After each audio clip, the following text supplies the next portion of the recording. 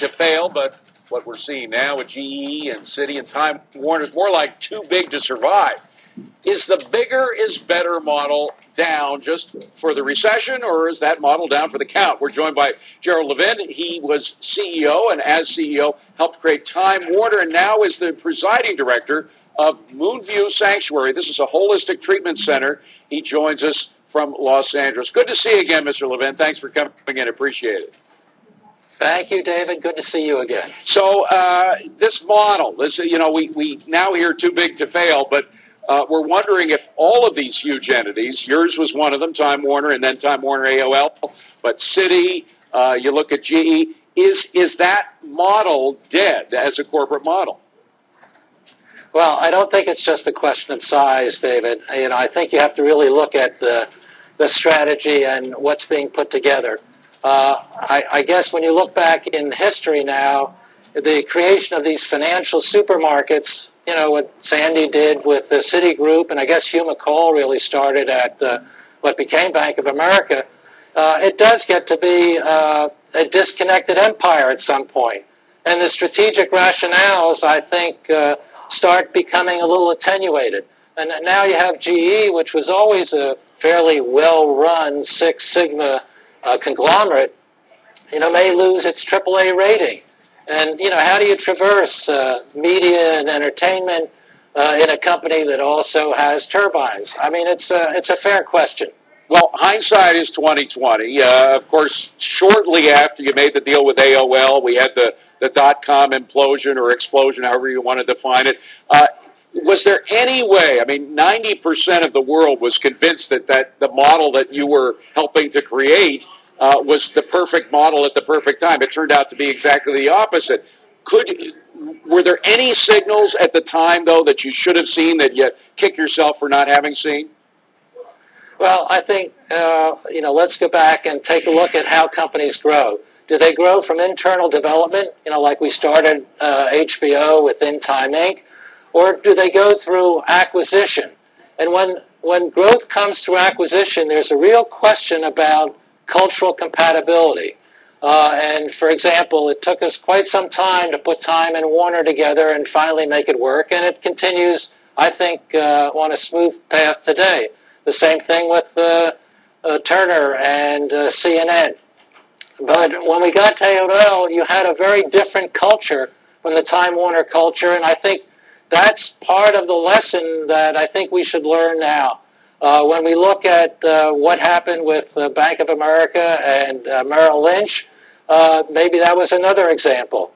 You have to be really careful about your strategy. And the last thing I would say, or the other comment I would make, David, is that a lot depends on the divisional management. We have a tendency to glorify our CEOs, but it's really the people who are running the businesses, how transparent and open they are with the CEO. Absolutely. Now, we here at News Corp, we're sort of incorporating a lot of different personality types. You should see in the elevator, we have the dot-com people, the Rotten Tomatoes people. That's one of our acquisitions. We're shortly going to have the Wall Street Journal incorporated. Of course, I used to be from the Journal, so that I'll be happy about that. But how can you tell? You say that the AOL culture really sort of conflicted with Time Warner. How can you tell which culture is right and which culture isn't? It's ultimately all about people. You can have the grandest strategy in the world, which is, I think where we were going, which was to take the Internet and the Internet distribution and overlay it on traditional media franchises. That sounds like a pretty good strategy. But if in the end you have incompatible objectives at the operating level, the CEO is sometimes too far above all this. And that's why your opening question about whether size may be a factor is something we really ought to take a look at. Your previous discussion of the banking industry, yeah. I suspect that most of the thriving banks are the local community banks that are not only smaller, but they kind of care about the community they're Absolutely. in, and their value system is really important. When you're building a financial empire, then things tend to become less attached to the ultimate customer, and you can be blindsided, which is basically what's been happening up and down Wall Street. You know, what you describe about the smaller banks, of course, we know they have good relationships with their customers because they rely on them much more directly. But that's why Wilbur Ross, people who have capital, who are looking around right now saying, gee, you know, there might be some bargains out there, are looking for the small banking institutions, the ones that do have that very special relationship with a customer that's going to last over time, that whenever you have a bump in the road, you know it will last over that bump. Hey, and the CEOs who run those companies kind of get in there. There's a human touch with not only the customers and the community, but, you know, the people who are in the company. You know, it's kind of the ability to walk around.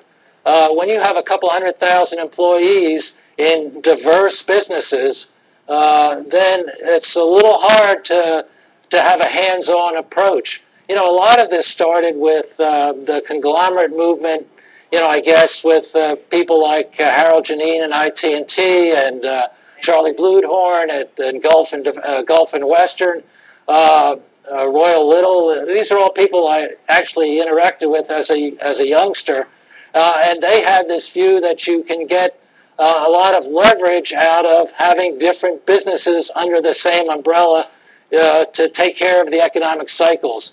And I think today we see that may not be the case. People should stick to their knitting, stay where intuitively they have a grasp of the marketplace. Well, Jerry, your knitting is now what you're wearing. What you see is what you get with Jerry Levin right now, the Moonview Sanctuary. How's it doing? It's doing fine. Having gone from a company with 90,000 employees to one that has 12, but a lot of interesting practitioners, I love it because we're in the healing business. I'm dealing directly with everyone. We're affecting the stories of people's lives and not just fictional stories. So it's been very satisfying and a lot of meaningful activity for me. And by the way, this is a suggestion that people do have next chapters in their lives. And when their identity gets stripped, as we see with so many unfortunate activities now, there may be a renewal that can occur. That's the hope that, and the message I would deliver to so many people who are losing their assignments and their jobs. Maybe it's time to refocus, reframe your interest in your family, in your true identity, you know, who you want to be, what your purpose is. That's kind of an important message of hope. And maybe some of them will come to Moonview for a little downtime to try to get things together. Jerry Levin, we got to leave it at that. Great to see you again. Thanks so much for being here. Thank you, David. Nice to see you.